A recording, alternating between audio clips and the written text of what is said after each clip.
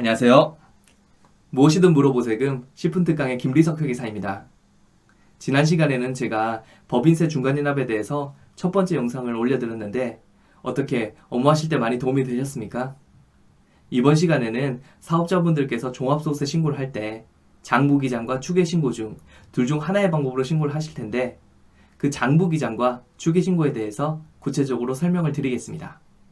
장부기장과 추계신고의 경우 내용이 좀 많기 때문에 제가 두 강으로 나누어서 영상을 올려드렸고요.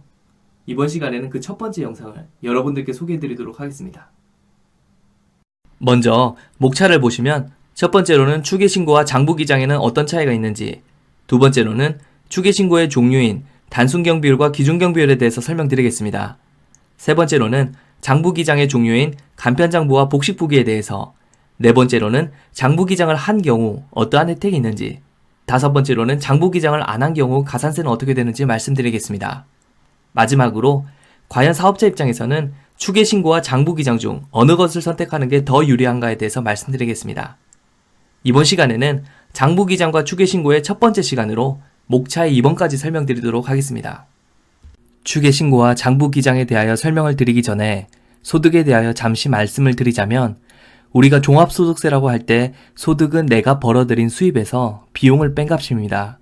그게 만약 0보다 크면 소득이 있어 세금을 내야 하고 0보다 작으면 소득이 없기 때문에 세금을 안 내도 됩니다.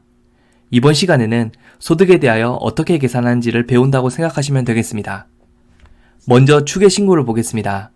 추계신고란 비용을 추측하여 계산한 후 종합소득세를 신고하는 방식을 말합니다. 추측하여 계산한다는 것은 나의 실제 비용을 정확히 반영하여 세금 신고를 하는 것이 아니라 국세청에서 정해놓은 비용 계산 방식에 따라 납세자는 수입 금액에서 해당 비용을 뺀 금액으로 소득세를 신고하는 방식을 말합니다. 반면 장부기장이란 나의 실제 비용을 계산하여 수입 금액에서 실제 비용을 뺀 나머지를 소득으로 신고하는 것을 말합니다. 이때 추계로 신고하는 방법에는 단순경비율과 기준경비율 두 가지가 있습니다. 단순경비율은 단순하게 경비를 계산하는 방법을 말하는데, 단순경비율을 적용할 수 있는 사업자는 일정한 요건을 갖추어야 합니다. 먼저 업종별로 가에 속하는 계속사업자는 직전연도 기준 수익금액이 6천만 원 미만, 당해연도 기준 3억 원 미만의 두 가지 요건을 동시에 만족해야 단순경비율을 적용할 수 있고, 신규 사업자는 당해연도 기준 수입금액이 3억 원 미만인 경우 단순경비율을 적용할 수 있습니다. 나에 속하는 업종의 계속사업자는 직전연도 기준 3,600만 원 미만, 당해연도 기준 1억 5천만 원 미만이면 단순경비를 적용할 수 있고, 신규 사업자는 당해연도 기준 1억 5천만 원 미만인 경우 단순경비를 적용할 수 있습니다. 다에 속하는 업종의 계속사업자는 직전연도 기준 2,400만 원 미만, 당해연도 기준 7,500만 원 미만이면 단순경비를 적용할 수 있고, 신규 사업자는 당해연도 기준 7,500만 원 미만인 경우 단순경비를 적용할 수 있습니다. 그런데 이 중 변호사업, 공인회계사업, 세무사업 등을 영위하는 사업자의 경우에는 수입금액과 관계없이 단순경비율을 적용받을 수 없습니다. 뒤에서 배우겠지만 단순경비율은 사업자에게 비용을 많이 인정받도록 하고 있는데, 아무래도 변호사업, 공인회계사업, 세무사업 등을 영위하는 사업자의 경우에는 고소득 전문직 사업자로 보아 비용을 많이 인정받는 것을 방지하기 위해 단순경비율을 적용하지 못하도록 하고 있습니다. 아까 제가 추계신고는 국세청에서 정해놓은 비용 계산 방식에 따라 비용을 계산한다고 했는데, 단순경비율의 경우 어떻게 비용을 계산하는지 살펴보겠습니다. 단순경비율은 단순하게 경비를 계산하는 방법으로 수입금액에다가 단순경비율을 곱한 금액을 비용으로 보아 수입금액에서 차감하여 소득금액을 계산합니다. 그렇다면 이러한 단순경비율을 어떻게 적용할까요? 단순경비율은 국세청에서 매년 업종별로 알려주도록 하고 있습니다.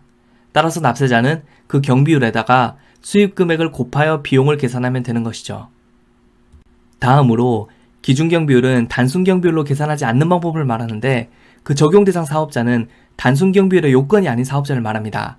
즉, 가에 속하는 업종들을 영위하는 사업자의 경우 계속사업자는 직전연도 기준 수익금액이 6천만 원 이상, 당해연도 기준 3억 원 이상으로 두 가지 중 하나의 요건을 만족하면 기준경비율 적용 대상이고, 신규 사업자는 당해연도 기준 수익금액이 3억 원 이상이면 기준경비율 적용 대상입니다.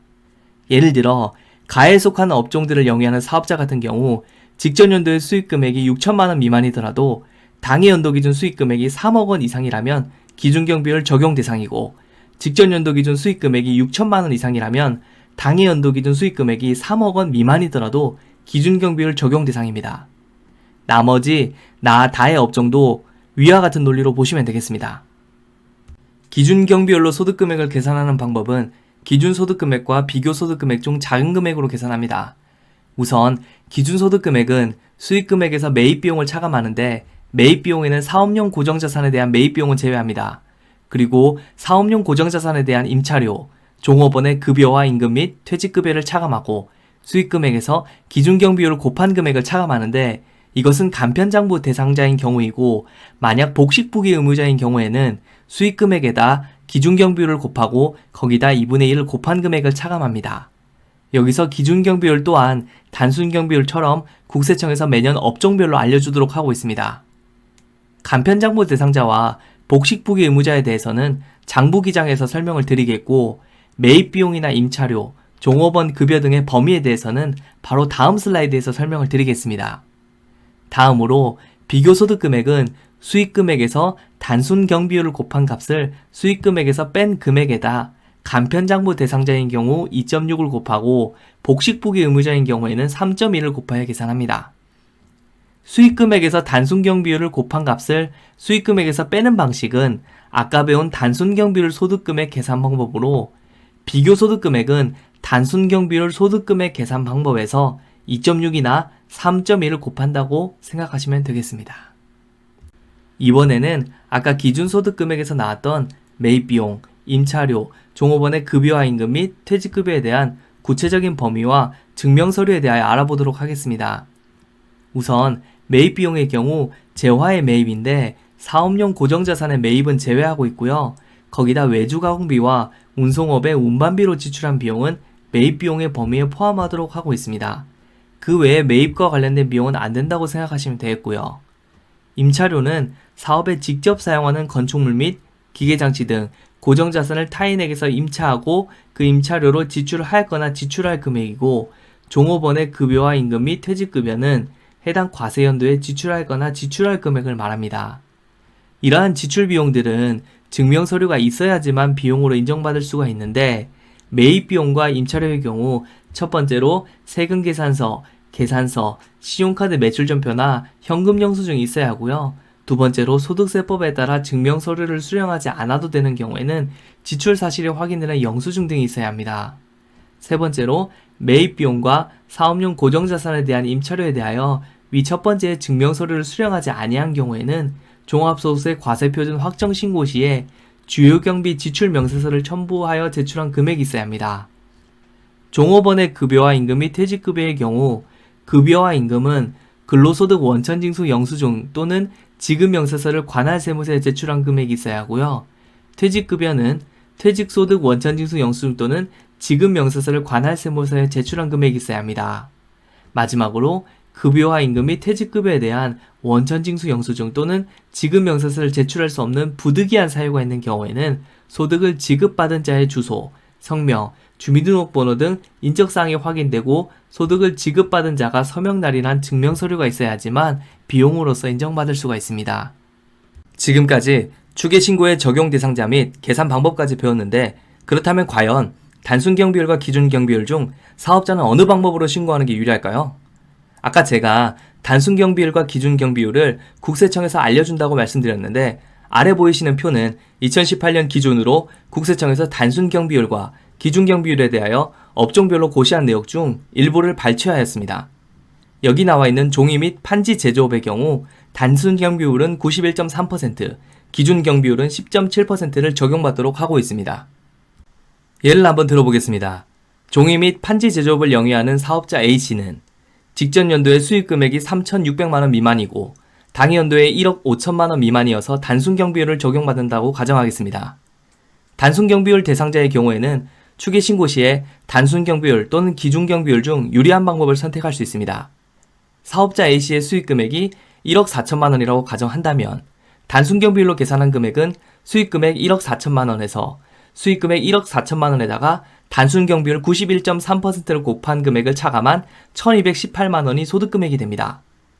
기준경비율로 계산한 소득금액은 기준소득금액과 비교소득금액 중 작은 금액으로 계산하는데 매입비용, 임차료, 종업원 급여를 각각 2천만 원, 1천만 원, 4천만 원으로 가정한다면 기준소득금액은 5,502만 원이 나오고 비교소득금액은 3,166만 8천 원이 나옵니다. 비교소득금액의 산식을 보시면 아시겠지만 단순경비율로 계산한 금액에다가 2.6을 곱한 것을 알 수 있습니다. 따라서 비교소득금액은 당연히 단순경비율보다 높게 나올 것이기 때문에 단순경비율과 기준경비율 중 작은 금액으로 신고한다면 단순경비율과 기준경비율 중 기준소득금액과의 비교를 해야 하는 것입니다. 이 사례에서는 단순경비율이 유리하기 때문에 단순경비율로 신고를 하면 되겠습니다. 이번에는 다른 조건은 모두 똑같은데 아까 사례와는 다르게 매입비용, 임차료, 종업원 급여의 비용이 더 많이 계상되었습니다. 따라서 기준경비율이 단순경비율보다 유리한 결과가 나왔습니다.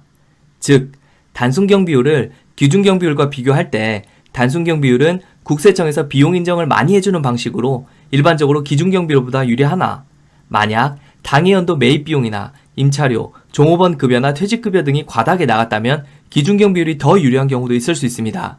따라서 당해연도에 이러한 비용 지출액이 많은지 한번 살펴보고 추계신고를 진행하시면 되겠습니다. 이번 시간에는 장부기장과 추계신고의 그 첫 번째 시간으로 추계신고의 전반적인 내용에 대해서 설명을 드렸습니다. 어떻게 이해가 잘 되셨습니까? 궁금한 점 있으시면 댓글 달아주세요. 제가 가능한 선에서 답변 드리도록 하겠습니다. 그럼 조만간 장부기장과 추계신고의 두 번째 영상으로 찾아뵙도록 하겠습니다. 고맙습니다.